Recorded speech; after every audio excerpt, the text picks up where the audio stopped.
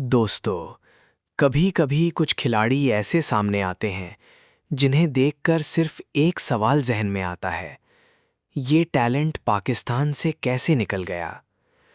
हसन खान की batting, bowling और ख़ास तौर पर उसकी क्लीन पावर हिटिंग देखकर साफ महसूस होता है कि ये सिर्फ एक आम खिलाड़ी नहीं, बल्कि एक मुकम्मल मैच विनर बनने की सलाहियत रखता है।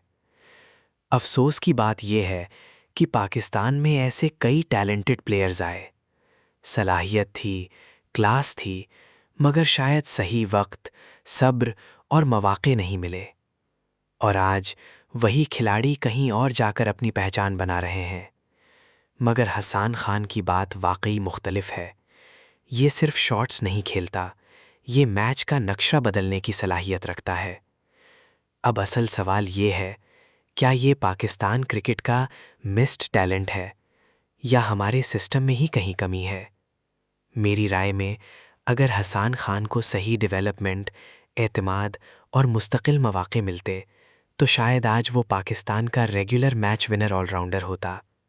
आप क्या कहते हैं?